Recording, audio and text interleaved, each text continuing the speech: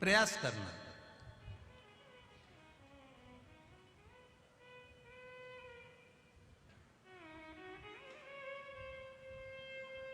जिस कुएं में, जिस बावड़ी में, जिस बोर में, जिस स्थान पर पानी की कमी होती चली जाए, हम निवेदन करना चाहेंगे वहां उस बोर के आसपास, उस कुएं के आसपास, उस बावड़ी के आसपास बेलपत्री के कुछ पौधे लगाना चालू कर दो। धीरे धीरे मेरा महादेव पार्वती से मिलने के लिए आएगा तो गंगा को साथ में लेकर आ जाए, अपने आप आए। आप प्रयास करिए। अभी तो खैर गर्मी है, पर बारिश में प्रयास करना। तुम्हें लग रहा है ये बोर सूख जाता है, बारिश में रहता है, ठंड में पानी रहता है, पर गर्मी में सूख जाता है। उसके पास में आप बेलपत्री के पौधे लगाना चालू करो। थोड़ी थोड़ी दूर पे बेलपत्री के वृक्षा का रोपण करना प्रारंभ करिए। मेरा महादेव जिस जगह पर बेलपत्री का पौधा होता है, वृक्ष होता है, वहां मेरा शिव पार्वती जी से मिलने के लिए आता है। और मेरा महादेव अकेला नहीं आता, उसके सिर पर गंगा विराजमान होकर आती है। तो गंगा वहां रहती है, गंगा वहां विराजमान रहती है। आप करो, शिव तत्व को जानिए। पुष्पदंत पकड़ाई में नहीं आ रहा था, तब उसी समय पर चित्ररथ ने शिवजी पे चढ़ी हुई बेलपत्र को छाट कर निकलवाया और चारों तरफ बगीचे के जो द्वार थे, उन द्वारों के सामने देहली पर वो बेलपत्र रख दी।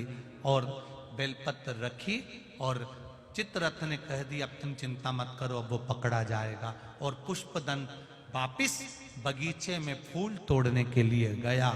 जाते ही बेलपत्री पर उसका पांव रखाया, किसी को आवाज नहीं आई, पुष्पदंत दिखाई नहीं दिया। और अंदर जब प्रवेश कर गया, प्रवेश करते ही बस देवाधिदेव महादेव कैलाश पर विराजमान थे और उनको क्रोध आ गया, क्रोध आ गया।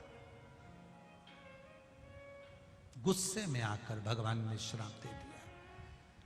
पुष्पदंत कोई साधारण सा व्यक्ति होता जो मेरे निर्माल्य को लांग कर जाता है, मैं उसको छोड़ता नहीं। पर तू मेरा भजन करने वाला, तू मेरा स्मरण करने वाला, तू जानता है कि निर्माल्य की महत्वता क्या है, शंकर जी पे चढ़े हुए जल की महत्वता क्या है, शिव जी पे चढ़े हुए एक बेलपत्र की महत्वता क्या है, शंकर पर चढ़े हुए नैवेद्य की महत्वता क्या है।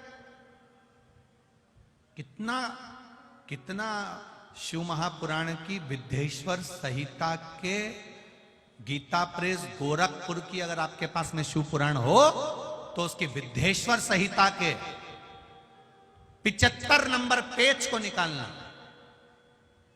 75 नंबर पृष्ठ को निकालना, 75 नंबर पेज को निकालकर पढ़ना। उसमें लिखा है शंकर भगवान की पूजा नारी हो, पुरुष हो, बच्चे हो, कन्या हो, स्त्री हो, वो जिस भाव से शिवलिंग की पूजन करती है, स्पर्श करती है, आराधना करती है, उसका जो मन में भाव प्रकट होता है, भगवान देवाधिदेव महादेव वेद व्यास जी लिखते हैं, शिव पूरा कर देते हैं। जो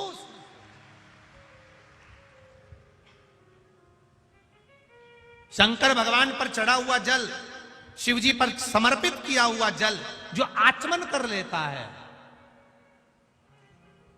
शरीर में कितने भी रोग हो रहे हो, वो रोग धीरे धीरे समाप्ति की ओर जाना प्रारंभ कर देते हैं। समाप्ति।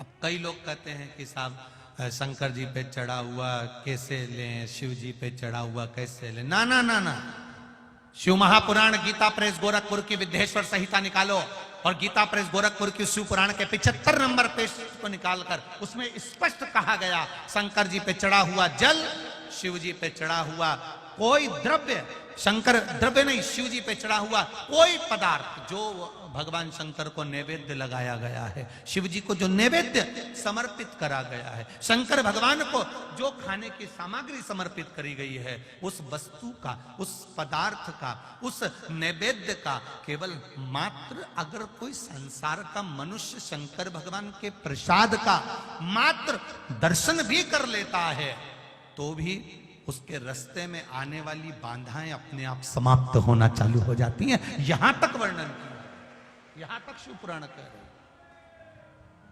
ये शिव तत्व यहां तक कह रहे, ये ओगरदानी की कथा यहां तक कह रहे। अब भगवान पुष्पदंत अंदर जा रहे थे, शिव जी के नेत्र खुल गए, भगवान शंकर को क्रोध आ गया, और देवाधिदेव महादेव को जब क्रोध आया, शिव जी को जब क्रोध आया, शंकर भगवान को क्रोध आया और उन्होंने कह दिया, पुष्पदंत तू मेरा भजन करने वाला, पूजन करने वाला, अर्चना करने वाला, और तू गलती कर रहा, मैं तुझे श्राप देता हूं, छुपने की कला, दिखने की कला जो तेरी थी इसको मैं समाप्त करता हूं, और बस इतनी देर में तो चित्ररथ को पुष्पदंत दिख गए, पकड़ लिया, ले जाकर सभा में खड़ा कर दिया। चित्ररथ ने पुष्पदंत से पूछा, तुम कौन हो? मैं गंधर्व हूं, इंद्रलोक में रहता हूं, आपके बगीचे में फूल अच्छे दिखे थे, पुष्प अच्छे नजर आ रहे थे, इसलिए मैंने तोड़ दिया। पुष्प अच्छे थे, मैंने तोड़े, भगवान की पूजन में ले गया। शंकर भगवान प्रकट होकर कहते हैं, रे पुष्पदंत तू मेरी पूजन कर रहा है और चोरी की वस्तु से कर रहा है, ऐसी पूजन मुझे नहीं चाहिए, ऐसी पूजन नहीं चाहिए। आप देवाधिदेव महादेव की जब पूजन करने बैठो तो झोली पसार कर बाबा से कहा करो, बाबा इतना देना, इतना देना कि मुझे किसी के आगे हाथ फैलाने की जरूरत नहीं पड़े, तेरे दरवाजे से झोली भरा जाए और मेरा सब कार्य आपकी कृपा से हो जाए, बस इतनी कृपा कर। नहीं थी,